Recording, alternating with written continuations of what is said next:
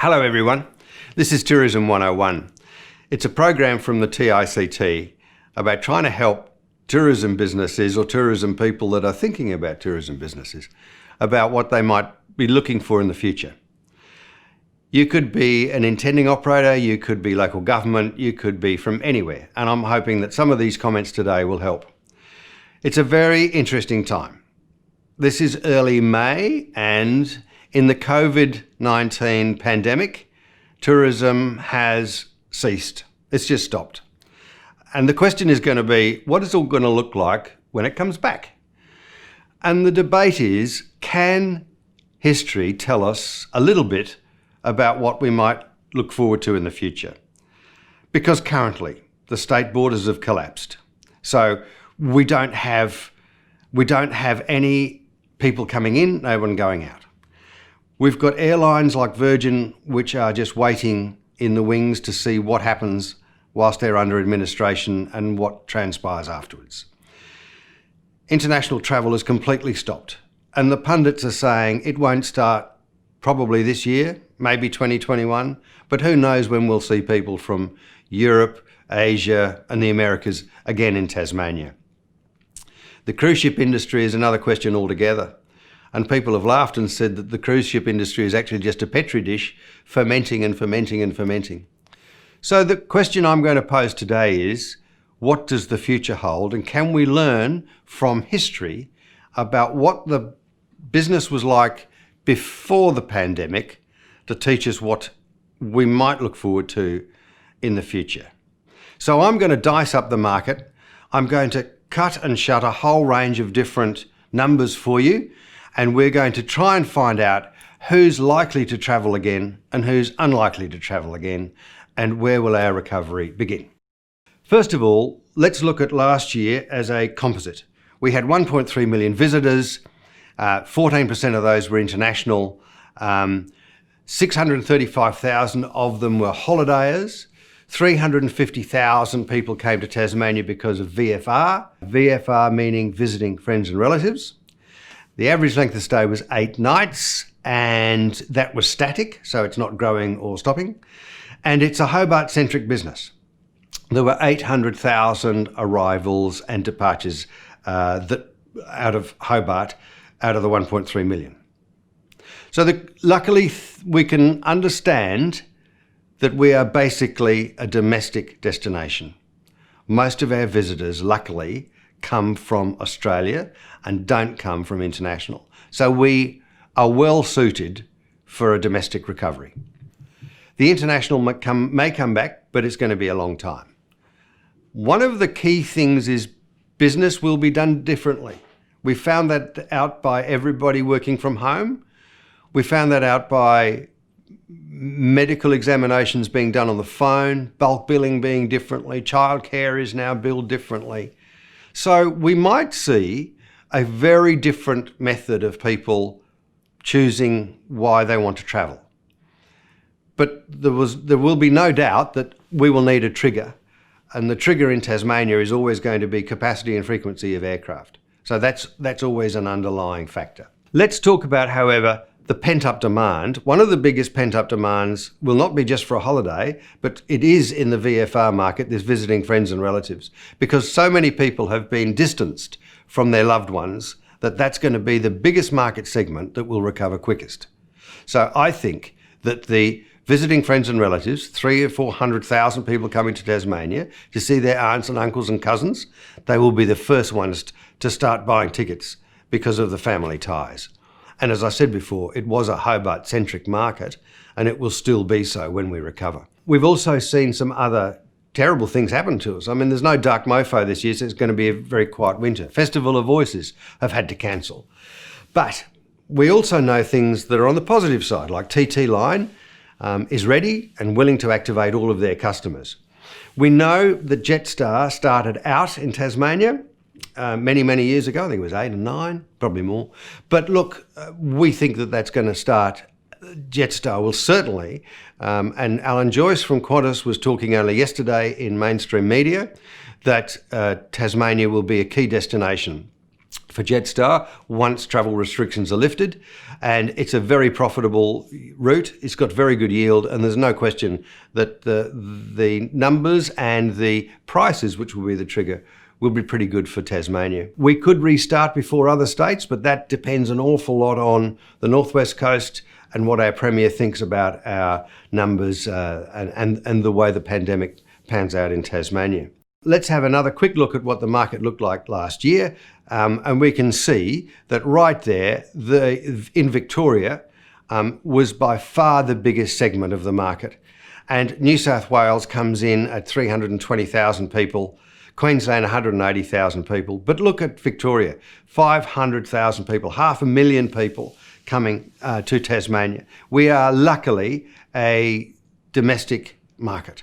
And so we are much better placed than Cairns, much better placed than the Northern Territory, and in some cases Western Australia, where their international market was much more prevalent than ours. In fact, if you look further along the graph, you'll see that, Hong Kong, China, and the UK, they're only in numbers of 40 and 50,000 people. That is significant, but it's certainly nothing like the 500,000 people that used to come from Victoria. The other lucky thing about the Victorians is they're coming here quite a few times a year, because our repeat visitation is absolutely terrific.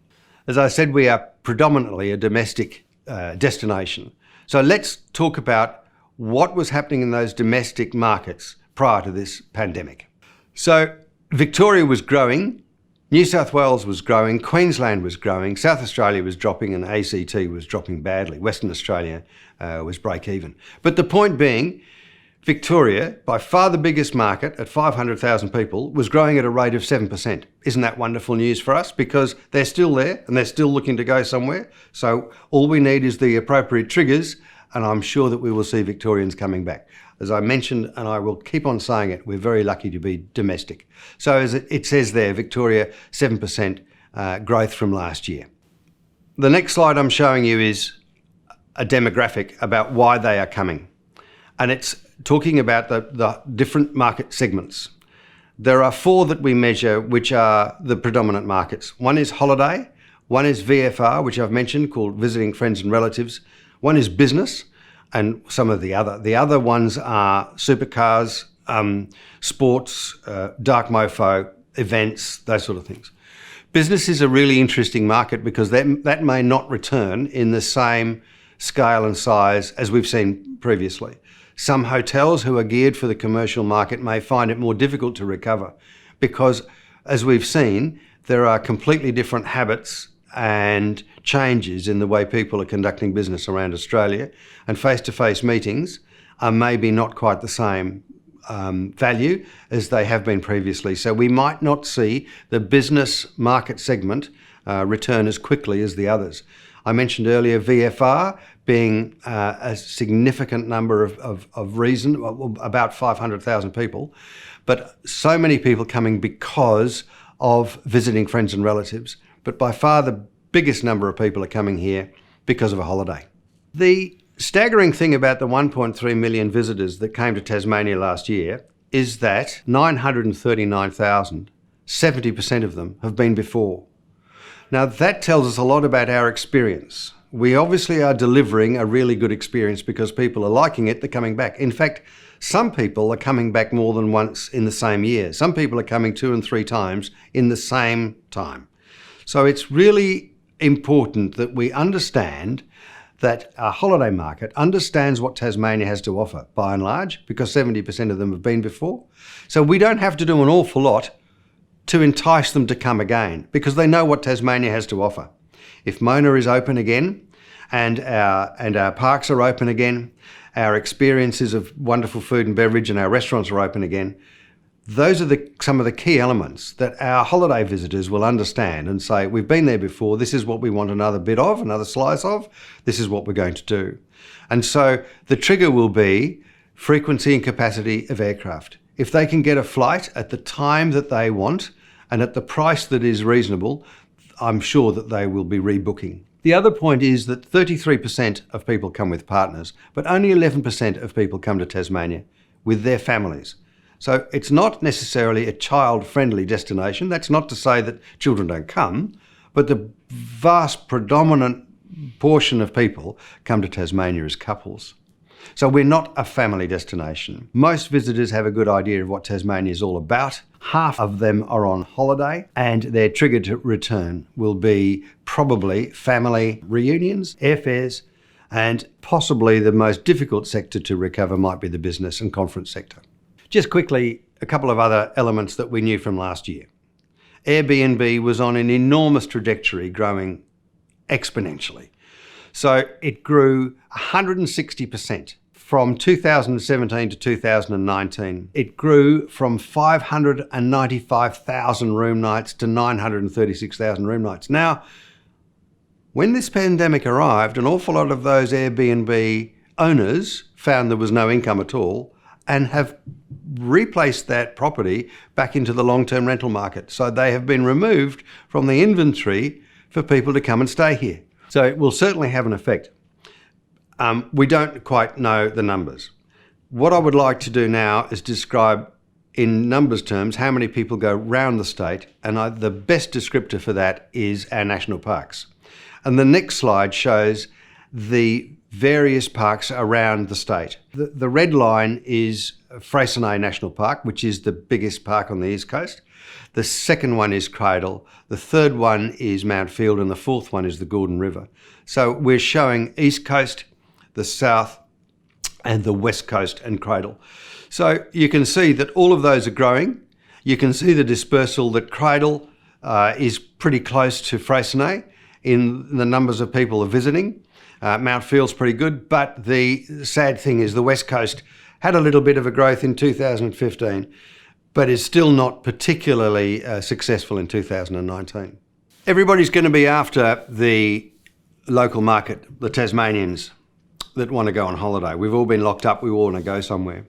As part of ultimate disclosure, I've got a couple of little properties at Bicheno, so we'll be pushing our barrow saying, please come to Bicheno straight away, all those people in Launceston and Hobart and the northwest coast that have been locked up at home, please come and see us. And people will be saying the same in Launceston, people will be saying the same at Freycinet and at Cradle, and we will be urged to go everywhere. And I'm sure there'll be some terrific deals, but Tasmanians will be our first market. They will be our first opportunity to see people returning to commercial operations. What's the latest figures? Well, actually it was in 2018, not 2019. There were 1.6 million overnight intra-state trips according to the National Visitors Survey. Now, what does that actually mean? It means that out of a population of 500,000 people, let's say 400,000 of them were able to travel, and each of them took 3.5 overnight trips a year. I hope that makes some sense. It is a significant market, but remember, everybody will be after it. Now, I've been quoting numbers all over the place, so let me just tell you where you can go and get all this stuff from. If you want international research, you go to the Tourism Australia website. All the Tasmanian data is on the Tasmanian Visitors Survey, Tourism Tasmania website. It's called the TVS Analyzer. And there is a lady that works for Tourism Tasmania called Dr. Alison Anderson, and you can drop her an email anytime, and she's very, very helpful and very eager to assist. You can always try the university for extra layers of data. That's Dr. Anne Hardy. And research and insights also come from Tourism Tasmania, and that's insights into psychographic and demographic results.